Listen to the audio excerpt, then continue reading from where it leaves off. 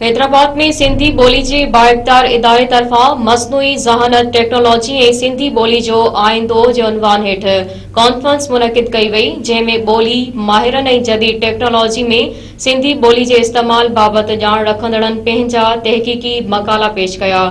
Mumtaz Mirza auditorium में मुनक़िद कयल conference की सदारत मेहरान यूनिवर्सिटी जामशेद के वाइस चांसलर डॉक्टर तहा हुसैन अली कई। कॉन्फ्रेंस में सिंधी बोली के बाइख्तियार इदारे के chairman doctor Ishaq Samejo, commissioner Hyderabad Khalid Haider Shah, Amar Fayaz पुरड़ो, डॉक्टर अजहर शाह ऐं ॿियनि शिरकत कई। कॉन्फ्रेंस की शुरुआत दौरान सिंधी बोली अथॉरिटी के चेयरमैन प्रोफेसर डॉक्टर इसाक समेजे आजियाणो पेश कंदे चयो त सिंधी बोली के तहफ़ुज़ ऐं तरक्की लाइ सभिनी खे गॾिजी हर सतह ते कोशिश करण की ज़रूरत आहे। सिंधी बोली लाइ कम कंदड़ शख़्सियतनि ऐं इदारनि सां माली सहकार कयो वेंदो। इज़ाक समेत चयो त सिंधी बोली के इस्तेमाल के यकीनी बनाइण लाइ ज़रूरी आहे त साइन बोर्डन ते मालूमात सिंधी बोली में लिखी वञे। सभिनी खे गॾिजी हिन जदीद दौर में सिंधी ज़बान के तहफ़ुज़ लाइ पंहिंजो पंहिंजो किरदार अदा करण की ज़रूरत आहे। कॉन्फ्रेंस में शिरकत कंदड़नि जा थोरा हितां आहियूं। अमर फयाज बुर्ड़े कॉन्फ्रेंस के मकसद ते रोशनी विझंदे चयो त दुनिया कमर्शलाइज थी चुकी आहे ऐं कंप्यूटराइज निज़ाम तहत हर शइ ख़रीद ऐं विकिरो थी रही आहे। मसनूई ज़हानत में सिंधी बोली लाइ कम शुरू थी चुको आहे, जंहिं लाइ असांखे इदारनि ऐं माहिरनि जे सहकार की ज़रूरत आहे। मेहरान यूनिवर्सिटी के वाइस चांसलर तहा हुसैन अली पंहिंजे खिताब में चयो त कॉन्फ्रेंस मुनक़िद करण ते लैंग्वेज अथॉरिटी के मुबारकबाद पेश कयां थो। मसनूई ज़हानत रोबोट खां भी अॻिते निकिरी चुकी आहे। सिंधी बोली की तरक्की लाइ असां हर मुमकिन ताउन कंदासीं। मसनूई ज़हानत के सिंधी में भी बेहतर तरीक़े से इस्तेमाल करे सघिजे थो। कॉन्फ्रेंस के पहिरीं वहक में तालीमी माहिरनि, लाॻापियल खातनि के ऑफिसरनि ऐं शागिर्दनि वॾे अंग में शिरकत कई। वहक के खिताब कंदे pro wise chancellor Azhar Shah चयो त दुनिया में मसनूई ज़हानत ते 1956 का कम शुरू थी चुको आहे, पर असां वटि हिन वक्त इन शोबे में कम शुरू थियो आहे। मसनूई ज़हानत ज़रिए कंप्यूटर शतरंज के आलमी चैंपियन के शिकस्त ॾेई चुको आहे, जेका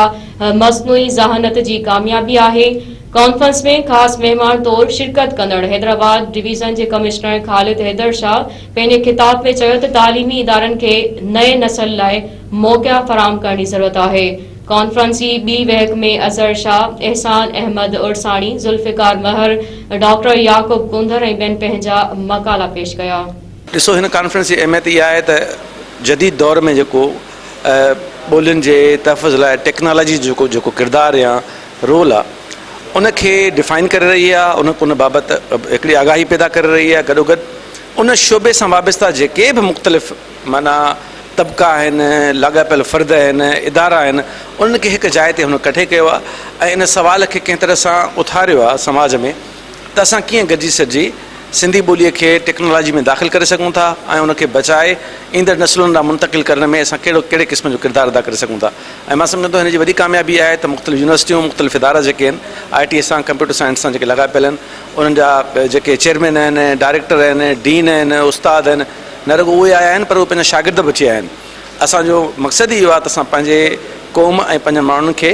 नए दौर जे ललकारुनि खां आगाह कयूं ऐं सिंधी ॿोली जे बाख़्तियार इदारे खे उन्हनि जे लाइ रिथाबंदी जे लाइ जेको आहे तयारु कयूं। हाँ, हिकिड़ी जेका सिंधी ॿोली बाख़्तियार इदारे जेका तमामु वॾी हिकिड़ी पहल कई आहे, अॻबराही कई आहे, उहा कई आहे त जेके अकेडमिया आहिनि, असांजी यूनिवर्सिटीज़ आहिनि, उन्हनि जा उस्ताद, उन्हनि जा शागिर्द हिकु जॻह ते इकठो करे ऐं उन्हनि खे इहो अहसासु ॾियारियो आहे त जंहिं जॻह ते इंफॉर्मेशन टेक्नोलॉजी खां पोइ जेका हथरादू ॾाहप जो आहे, जेको सिरिश्तो आहे, उन में छा असां अंग्रेज़ीअ खे ई कढ लॻूं, अंग्रेज़ीअ जी, या असांजी जेका मादरी ॿोली जेका हज़ारे वरियनि खां असांजी मीरास रही आहे, जंहिंजा असां चौकीदार आहियूं, जंहिंजा असां वारिस आहियूं, उहे इन जदीद टेक्नोलॉजी जे हिसनि में कहिड़े नमूने सां ॿोलीअ जी ख़िदमत करे सघनि ऐं ॿोलीअ खे जीअं दुनिया जूं ॿियूं वॾियूं ॿोलियूं आहिनि उन क़तार में सिंधी ॿोलीअ खे कीअं आणे सघूं। सो आउं सम्झां थो त जेकॾहिं अॼोकी कॉन्फ्रेंस में छड़ो इहो हिकु बुनियादी जेकॾहिं मक़सदु खणी असां सभु हिकु जॻह ते बीहूं त बाबा असां वधि खां वधि सिंधी ॿोलीअ खे ऑनलाइन रखंदासीं, वीडियो जे शकल में, आवाज़ जी शकल में, टेक्स्ट जे शकल में, सोशल मीडिया जेके चैनल्स हलनि था पिया उन्हनि में असां सिंधी ॿोलीअ खे वधि में वधि जेकॾहिं सिंधी ॿोलीअ में रखूं ऐं सिंधी लिखतुनि में रखूं त इहा ई सिंधी ॿोली जी वॾी में वॾी ख़िदमत थींदी। हिन कॉन्फ्रेंस जो जेको मुख्य मक़सदु आहे उहो निकिरी अची सघे। अॼु तमामु हिकिड़ो आम मौज़ू आहे मसनूई ज़हानत, जेका शुरू त 1956 खां थी पर असां वटि असांजे खिते में ख़ासि करे असांजे ॿोली जे लिहाज़ सां उनजी जेका इस्तेमालु आहे उनजी डेवलपमेंट आहे उनजा जेके मॉडल्स आहिनि जंहिंमें डीप लर्निंग आहे न्यूरल नेटवर्क्स आहे ऐं ॿिया जेके आर्टिफिशियल सिस्टम्स आहिनि लैंग्वेज प्रोसेसिंग आहे रिकग्निशन आहे स्पीच सिंथेसिस आहे टेस्ट सिंथेसिस आहे त इन लाइक़ु असां सिंधी ॿोली खे उर्दू ॿोली खे ॿियनि रीजनल लैंग्वेजिस खे इन लाइक़ु बणायूं त जीअं असां इंसान हिक ॿिए सां ॻाल्हायूं था सम्झूं था इंटरेक्ट कयूं था साॻी तरीक़े सां असां सिंधी में उर्दू में कंप्यूटर सां ईअं ॻाल्हि ॿोल करे सघूं डायलॉग करे सघूं ऐं उहो जॾहिं थींदो त पोइ असां रोबोट्स ठाहे सघूं था असां सिंधी में उर्दू में असां कोबोट्स ठाहे सघूं था हिकिड़ो एडवांस समाज एडवांस मुआशिरो उन ॾांहुं असां वञी सघूं था ऐं इहा फ्यूचर जी इंडस्ट्री आहे सनत आहे पाकिस्तान में शायदि हे पहिरियों भेरो आहे जो मसनूई ज़हानत ऐं चैट GPT जे बारे में कंहिं बि ॿोलीअ जे तरफ़ खां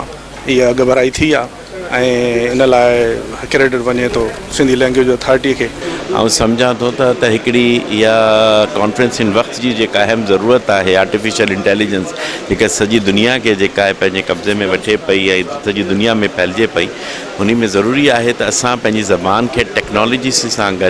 गॾु कयूं ऐं उन टेक्नोलॉजी जी मदद सां स्क्रिप्ट खे प्रिज़र्व कयूं सिंधी स्क्रिप्ट खे वधायूं ऐं न सिर्फ़ु वधायूं ऐं प्रिज़र्व कयूं बल्कि सॼी दुनिया में जेको आहे टेक्नोलॉजी जे थ्रू पंहिंजी ज़बान खे अॻिते फैलाए सघिजे थो। तव्हां सम्झो त अॼु जी कॉन्फ्रेंस जेका आहे यकीनन एतिरी असराइती साबित थींदी त अॻिते जे लाइ असांखे हिकिड़ो सुठो रोड मैप मिली वेंदो त असांखे अॻिते जे लाइ छा कमु करणु। सो जो की कॉन्फ्रेंस यकीनन जेको आहे उन जा जेको आहे इंतिहाई मुस्बत जेको आहे असर निकिरंदा असांजे ॿोली जे हवाले सां असांजे नए नसुल जे हवाले सां त असीं मुबारकबाद पेश करियूं था पंहिंजे दोस्त प्रोफेसर डॉक्टर इसाक समेजे खे जंहिं इन शइ खे महसूसु कंदे ऐं बिल्कुलु जेको आहे वक़्ताइतो हिकिड़ो क़दम खयूं।